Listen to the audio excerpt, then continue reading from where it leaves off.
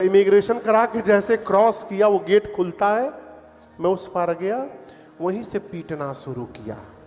बोला अब बुलाओ पुलिस यहां, तो अब बुलाओ। अब बड़ा आनंद है महाराज, वही बच्चा मेरा अब लायक हो गया है यहां भारत में आकर के। है जीवन में देखिए, जिस मनुष्य को जीवन में किसी का भय नहीं है, आई एम सो सॉरी, उसको रावण बनने में समय नहीं लगेगा। जीवन में किसी ना किसी का भय अवश्य होना चाहिए। अहिल्या जी कहती है कि मेरे पति ने मेरा उद्धार करा दिया नाथ, आपका दर्शन प्राप्त हो गया। मैं आपसे कुछ कहूं प्रभु, मैं मति से भूरी हूं, मुझे मांगने का ढंग नहीं आता। एक प्रार्थना है, जिस प्रकार भंवरा, यू नो भंवरा, भंवरा कहां घूम पर, इस फूल के भीतर यहां अंदर में पराग है, रस, उस रस को लेने के लिए भंवरा इस फ्लावर के ऊपर घूमता रहता है, बैठकर भीतर से रस निकालता है। अहिल्या जी बोली प्रभु आपका चरण कमल का पुष्प है, नवकंज लोचन कंज मुख कर कंज पद कंजारूढ़म। यदि आपके चरण कमल के पुष्प हैं तो आप अहिल्या के मन को आज से भंवरा बना दीजिए नाथ। मैं चाहती हूं मेरा मन आपके चरण को छोड़कर संसार में कहीं न भटके। मैं क्यों कह रही हूं, ये वही चरण है प्रभु जिनसे गंगा जी निकली, और नाथ गंगा आपके चरण से निकली थी, इसलिए शिव जी ने उस गंगा को सिर पे धारण कर लिया।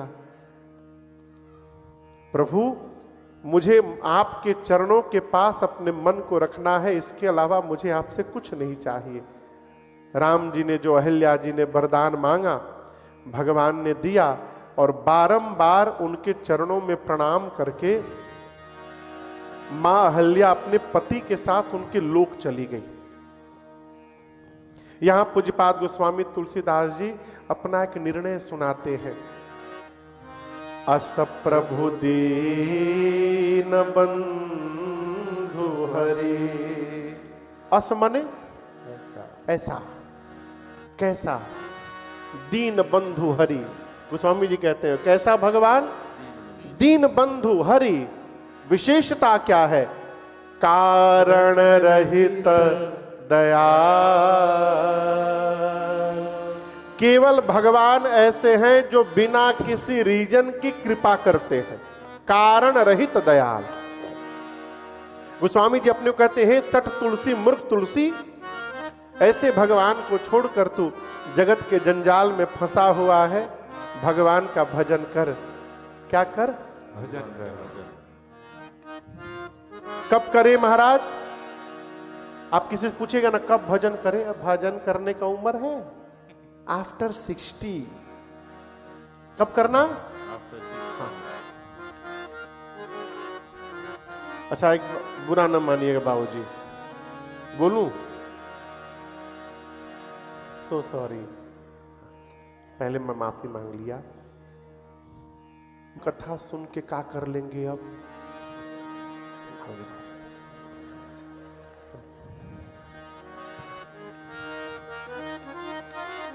आपको नहीं कह रहा हूं, आप तो 50 कर दे।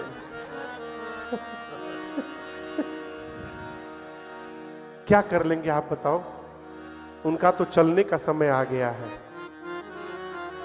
कथा में छोटे छोटे बच्चों को लेकर के आइए, जिनका चरित्र निर्माण होगा और आगे चलकर देश के चित्र का निर्माण होगा। अब देखिए ना, छोटे छोटे बच्चे, इतना छोटा बच्चा नित्य 2.5 घंटे बैठता है, और केवल बैठता नहीं है, बड़े ध्यान से कथा को सुनता है। पूरे पंडाल में देखिए कितने छोटे छोटे बच्चे बैठे हैं, इनको बरबस नहीं बिठाया गया है, ये अपने मन से आकर के बैठे हैं, और यही सबसे बड़ी उपलब्धि है। हमारे पूज्य महाराज श्री कहते हैं बाबू, जिसके जीवन में बचपन से भजन प्रारंभ नहीं हुआ, वो 55 के बाद भजन करने वाला नहीं है। 55 के बाद भी वही कर सकता है जो बचपन से लगा हुआ है। आप समझ रहे हैं? इसलिए बच्चों को खूब पढ़ाइए लिखाइए, सब कुछ बनाइए, सबके साथ में भगत भी बनाइए। सब बन गए, भक्त नहीं बन पाए तो सब बेकार है, सब व्यर्थ है। हमारे पूज्य महाराज ऋषि कहते हैं, भजले प्राणी अरे रे अज्ञानी, बस 2 दिन की जिंदगानी, वृथा क्यों भटक रहा है, वृथा क्यों भटक रहा है।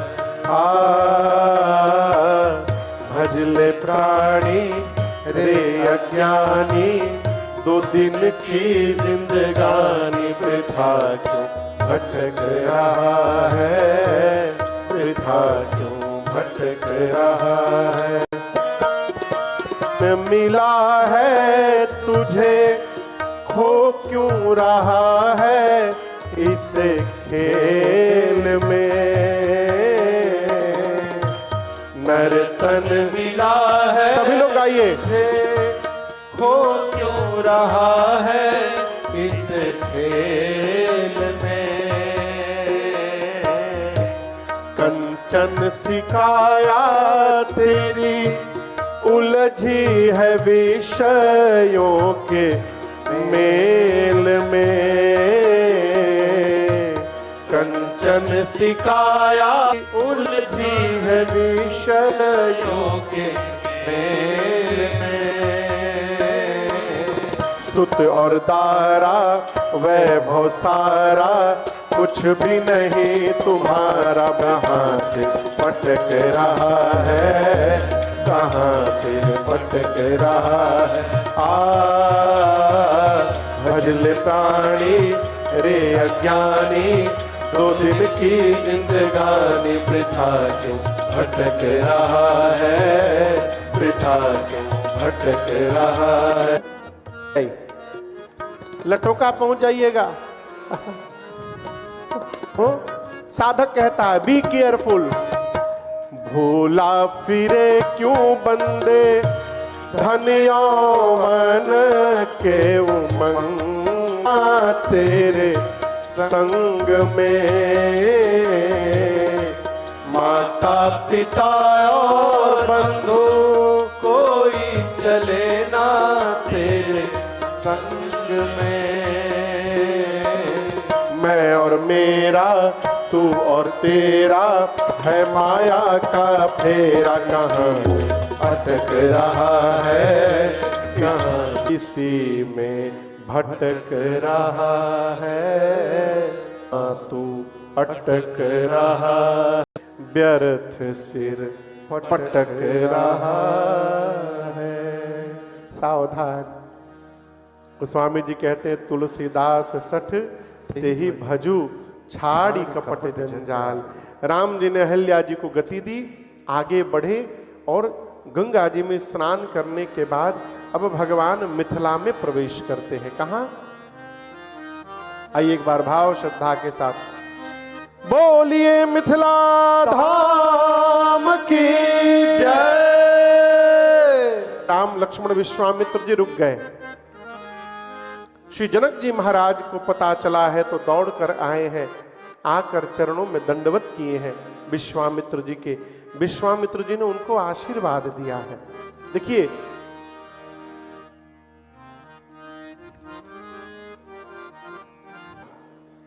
दोनों बुला बुला मिलके बुलबुला हो गया। मार्कंडेय ऋषि में बचपन में एक बार नारद जी मिल गए। कौन मिल गया? नारद जी। मार्कंडेय जी ने दंडवत कर लिया, प्रणाम किया। नारद जी के मुख से निकल गया, चिरंजीवी भव। क्या हो जाओ? अमर हो जाओ। मार्कंडेय ऋषि बोले कि इम्पॉसिबल, आपका आशीर्वाद झूठा हो जाएगा। बोले क्यों? नारद यानी जिसकी बात कभी रद्द ना हो वो नारद, मेरी बात कैसे झूठी हो जाएगी? मार्कंडेय ऋषि बोले मेरी उम्र ही 11 साल है, मैं चिरंजीवी कैसे हो जाऊंगा? नारद जी देखे तो मेरी बात झूठी हो जाएगी। बोले काम करो, चलो मेरे साथ। तो मार्कंडे ऋषि को लेकर गए ब्रह्मा जी के पास। कौन? कौन ले गया? नारद जी। गेट के बाहर सिखा दिए कि भीतर जाना, जैसे हमको दंडवत किए थे वैसे उनको दंडवत कर लेना, कुछ बोलना मत। जैसे हमारे सामने गिरे थे उनके सामने जाके गिर जाना। मार्कंडे ऋषि गए, भीतर जाकर ब्रह्मा जी को दंडवत कर गए। ब्रह्मा जी के भी मुख से निकल गया चिरंजीवी भव। और जैसे ब्रह्मा जी बोले, नारद जी घुस कर बोले हम टेंशन फ्री हो गए, अब हमारा टेंशन समाप्त। अब आप समझो कि कैसे चिरंजीवी हो गए, इनकी तो उम्र ही 11 साल की है। तब ब्रह्मा जी ने उसी समय मार्कंडे ऋषि को अमर बना दिया। किसके कारण? प्रणाम के कारण। अपने बच्चों को सिखाइए, जो भी मिले उसको प्रणाम करे, बुला प्रणाम करे। जी मैं तो बुला बोलना पड़ेगा, बुला के साथ प्रणाम भी करे। प्रणाम होगा तब आपके श्रेष्ठ कहेंगे बुला चिरंजीवी भव।